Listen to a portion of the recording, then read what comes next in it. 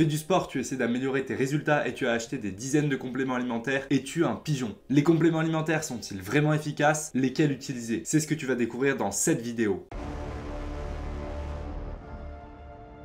Hey, c'est Benjamin Sante, on se retrouve pour parler de compléments alimentaires. Aujourd'hui, tu vas découvrir 5 mythes et réalités sur les compléments alimentaires, les mythes les plus courants et ce qu'il en est réellement. Tu t'interroges sur l'utilité des compléments alimentaires, cette vidéo est faite pour toi. Si tu n'es pas encore abonné, pense à le faire tout de suite juste ici et partage ma chaîne à tes amis, ça m'aidera à faire plus de contenu. Ah, question classique que l'on retrouve en permanence chez des personnes qui ne font pas de sport et qui vont critiquer ce que tu vas faire avec ta nutrition. Alors là, c'est clairement une affirmation de quelqu'un qui ne s'y connaît pas, qui va venir te dire que prendre de la protéine en poudre, c'est du dopage et que tous ces compléments que tu prends vont ruiner ta santé. Par contre, ce n'est pas non plus un mythe parce qu'il y a des compléments alimentaires qui sont bien du dopage. Aujourd'hui, je vais faire la différence et t'aider à te repérer pour éviter de consommer des produits qui ne sont pas sains pour ta santé. Parce que oui, ça peut arriver et plus vite que tu ne le penses. Si tu te balades sur des sites américains et que tu commandes certains produits, tu pourras te retrouver avec des produits classés comme dopants. C'est possible, mais bon, pour vraiment se tromper, faut le faire. Alors c'est quoi la différence entre complément alimentaire et dopage? Un complément alimentaire, c'est tout simplement un produit qui va être synthétisé ou dérivé d'un aliment, d'une plante et qui va s'ingérer pour apporter des bénéfices à ta santé. On retrouve différents types de compléments alimentaires et dans le sport, on va surtout avoir des protéines et des dérivés. Au niveau du dopage, les dopants se retrouvent sous différents formats. On retrouve certains dopants sous forme de compléments alimentaires, même de la testostérone qui peut être ingérée. Ce qui définit le dopage, c'est son danger pour ta santé. Si un produit est considéré comme dangereux, que ce soit à court ou à long terme, il peut être considéré comme un produit dopant. Et il va dans ce cas-là être interdit parce qu'il pourra ruiner ta santé. Ça peut aussi être le cas de produits qui vont être jugés comme boostant de manière démesurée la performance, mais de toute façon, ces produits sont toujours dangereux pour ta santé. Ainsi, si tu consommes des compléments alimentaires dans le cadre de ta pratique sportive, ce n'est pas du dopage, tu n'es pas quelqu'un de dopé. Les compléments alimentaires et le dopage, c'est différent, il faut vraiment faire la distinction. Les produits qui sont classés comme dopants ne sont pas vendus légalement en France. Tu ne vas pas les retrouver dans les magasins comme ça. Tu peux en trouver certains en pharmacie, mais en général, c'est assez compliqué. Et si tu consommes un produit dopant, c'est que tu auras cherché à l'acheter volontairement et généralement que tu te seras tourné vers un marché noir. Certaines mentions sur les compléments alimentaires que tu peux acheter viennent te confirmer qu'ils sont sains, qu'ils respectent toutes les règles anti-dopage et que tu peux les consommer dans le cadre de ta pratique sportive. La prochaine fois que quelqu'un te dit que tu es dopé parce que tu prends un petit peu de protéines tous les jours, montre-lui ma vidéo. Ah oui,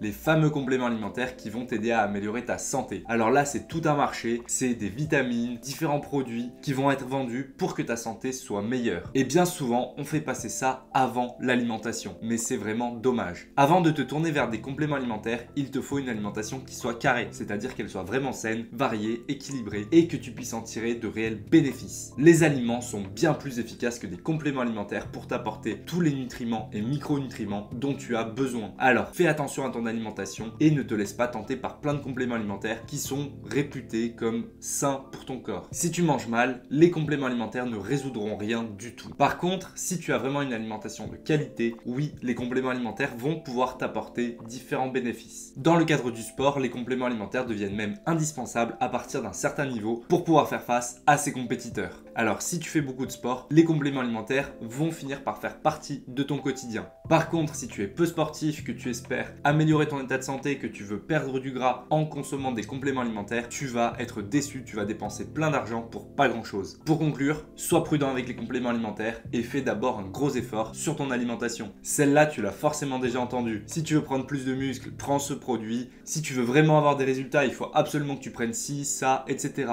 Ce sont des phrases classiques qu'on entend en musculation, que ce soit par des pratiquants ou que ce soit par des vendeurs qui vendent leurs compléments alimentaires pour t'aider en muscu. Je ne vends rien, je vais te dire ce qui est réellement utile en musculation, ce qui va t'apporter des résultats ou pas. Tu pourras retrouver dans la description les sources sur lesquelles je m'appuie pour affirmer ces propos. Pour prendre du muscle, il y a 3 compléments alimentaires qui me semblent utiles et importants dans une certaine mesure. D'abord, tu vas avoir la whey ou d'autres protéines en poudre. La whey, ça me semble important quand tu cherches à prendre du muscle parce que c'est une source de protéines rapidement disponible, très biodisponible et que tu vas pouvoir ingérer super facilement. Maintenant, la whey peut largement être remplacée par une alimentation très riche en protéines et ce n'est pas du tout un complément alimentaire indispensable. La whey, c'est juste une super source de protéines, mais les œufs vont en faire tout autant. Alors ne te sens pas obligé de consommer de la whey et tu peux obtenir de super résultats en te contentant d'une bonne alimentation. Ensuite, il y a la créatine. Alors là, la créatine, c'est un complément alimentaire qui va t'apporter un réel bénéfice parce que tu ne pourras pas en tirer tout autant de ton alimentation.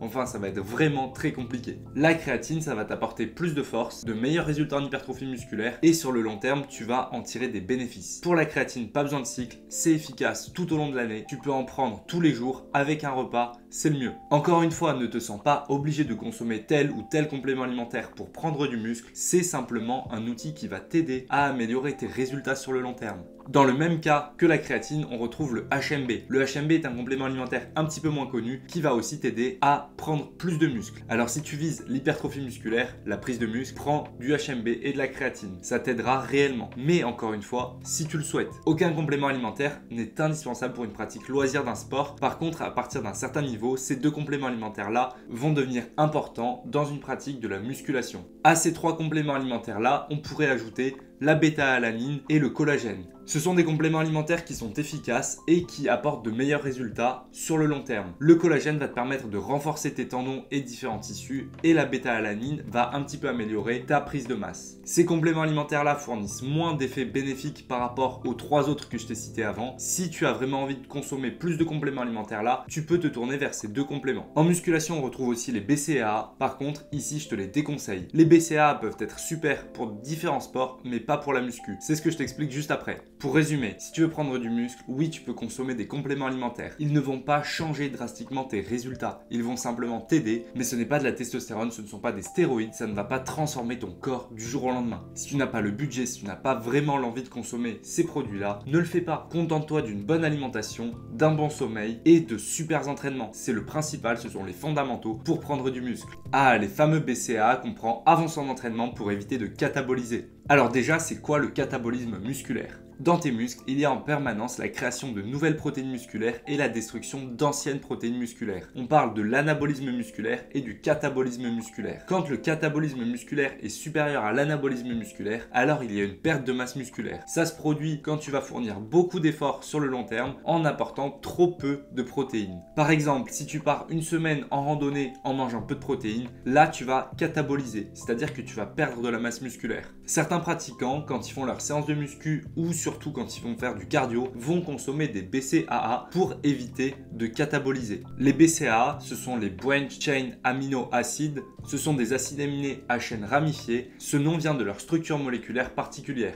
Et ces BCAA-là sont consommés pour éviter le catabolisme musculaire. Mais c'est un mythe. Oublie cela et je vais t'expliquer pourquoi. En fait, les BCAA sont des acides aminés qui sont hyper importants pour le corps. Un acide aminé, c'est un dérivé de protéine. C'est-à-dire que la protéine, quand tu vas l'ingérer, va être décomposée en petites molécules qui sont faites des différents acides aminés. On a 20 acides aminés qui composent les différentes protéines. Quand tu vas manger de la viande va être décomposée dans ton système digestif en acides aminés. Et les BCAA sont 3 acides aminés qui composent ces fameux acides aminés et donc les protéines. On retrouve la valine, l'isoleucine et la leucine. Ces 3 acides aminés-là sont hyper importants pour ton corps. Ils vont jouer un rôle majeur pour l'hypertrophie musculaire et dans le catabolisme musculaire. Le fait de manquer de BCAA va réellement favoriser le catabolisme musculaire. Ça, c'est vrai. Par contre, ce qu'il est moins, c'est que consommer des compléments alimentaires en BCAA va t'aider à éviter le catabolisme musculaire. En fait, les BCAA se retrouvent partout dans ton alimentation. Ce sont des acides aminés hyper présents. Quand tu manges de la viande, quand tu prends de la whey, quand tu vas boire du lait, tu vas retrouver des BCAA. Par conséquent, tu ne manques pas du tout de BCAA. Alors, apporter des BCAA en plus avec de la poudre, ça ne sert à rien. Mais ça, c'est au niveau du catabolisme musculaire. Ça ne va vraiment pas te servir, ça ne va pas t'aider à éviter cela. En fait, sur une séance de muscu d'1 heure, tu ne vas pas cataboliser. Par contre, si tu passes 3 heures à courir, oui, là, un petit peu. Mais sur une séance de cardio d'1 heure, t'en fais pas, ça va bien se passer et tu ne vas pas du tout cataboliser. C'est tout pour ce mythe hyper connu en musculation, mais je vais te donner 2-3 petits points sur lesquels les BCAA peuvent être utiles. Les compléments alimentaires en BCAA ont bien une utilité. Ils vont surtout servir aux sports d'endurance. Pour les sports d'endurance, ils vont aider à diminuer la fatigue musculaire. et sur la fatigue musculaire, ils ont pu faire leurs preuves dans différentes études. Ensuite, ils vont aussi aider à la production de différents enzymes et de différentes hormones qui sont indispensables à la création de protéines musculaires. Mais ça va être important sur des sports d'endurance, encore une fois, parce qu'en fait sur les sports d'endurance, là tu vas rapidement manquer de ces fameux BCAA. Mais sur une séance de musculation, ils seront très peu utiles. Je t'ai présenté les compléments alimentaires qui sont vraiment utiles en musculation, tu devrais te contenter de cela. Après tu fais bien comme tu veux. Ah, les vitamines, les compléments alimentaires qui sont les plus consommés dans le monde. Et ça, c'est un petit peu problématique. En fait, c'est à moitié un mythe. Les vitamines sont efficaces, bien sûr. Par contre, elles sont beaucoup moins efficaces qu'une bonne alimentation. Et je vais t'expliquer ce que tu devrais faire par rapport aux vitamines. Globalement, les vitamines en cachet, en gélules, etc. ne sont pas géniales. Elles sont peu efficaces et vont t'apporter assez peu. Les vitamines de synthèse s'absorbent assez mal parce que ce sont des composés qui sont isolés, qui vont être extraits de différentes molécules et c'est assez compliqué de faire quelque chose que ton corps va pouvoir assimiler comme un aliment normal. Certaines vitamines sont impossibles à assimiler sans la présence de différents minéraux et pour cela, les laboratoires pharmaceutiques font des mélanges que tu vas pouvoir assimiler plus facilement. Mais selon la qualité de la vitamine que tu achètes, tu vas en absorber peut-être 10%, peut-être 50%, mais c'est rarement plus. Ainsi, prendre un complément de manière isolée, c'est pas génial. Il y a beaucoup mieux à faire et c'est ce que je vais te dire maintenant. Tu peux retrouver des vitamines facilement dans des aliments de qualité et tu devrais vraiment privilégier ce choix-là. Si tu veux absorber plus de vitamines, suis ces deux conseils. Mange les fruits au début de ton repas. Manger les fruits au début de ton repas, ça va t'aider à absorber toutes les vitamines qu'ils contiennent. Un petit peu pareil pour les légumes. À partir du moment où tu absorbes une certaine quantité de protéines, ton corps va tout digérer ensemble. Et les fruits et légumes vont rester très longtemps dans ton estomac, faisant perdre une partie des vitamines qu'ils contiennent. Alors si tu veux absorber toutes les vitamines qu'ils contiennent, consomme-les en début de repas. Et mon deuxième conseil, c'est de manger des aliments naturels, variés et équilibrés. En mangeant des produits de qualité brute, tu vas absorber beaucoup plus de protéines que si tu te contentes d'aliments transformés. Après, certaines vitamines en complément peuvent être utiles et nécessaires pour certaines personnes. Ce sont principalement les vitamines B12 qui seront utiles pour les personnes ne consommant aucun produit animaux et la vitamine D qui sera utile en hiver quand on ne consomme pas assez de poissons gras. Il ne faut évidemment pas bannir les vitamines parce qu'elles peuvent te sauver d'une carence, de problèmes de santé, mais je t'invite simplement à essayer d'avoir une alimentation de meilleure qualité pour consommer des aliments plus riches en vitamines et répondre à tes besoins en vitamines de manière naturelle, simple et beaucoup plus efficace pour ta santé. Pour la majorité des gens, la consommation de vitamines au quotidien n'a aucune utilité. Alors si tu es dans ce cas-là et si tu fais cela, pose-toi les bonnes questions et essaie déjà d'avoir une alimentation de super qualité. Si tu veux manger sainement, retrouve plus de conseils juste en dessous dans la description avec mon guide gratuit. C'était le dernier mythe pour aujourd'hui. Si la vidéo t'a plu, dis-le moi en commentaire, partage-moi ton avis sur ces différents mythes et pose-moi des questions sur d'autres mythes pour lesquels tu aimerais en savoir plus. Si tu veux en savoir plus sur l'alimentation et le sport, reçois vite ton guide gratuit qui t'aidera à obtenir plus de résultats et à atteindre tes objectifs. Pense à t'abonner pour suivre toutes mes prochaines vidéos et si tu veux plus de vidéos comme celle-là, dis-le moi en commentaire, partage-la à tes amis. Cela m'aide énormément. Force!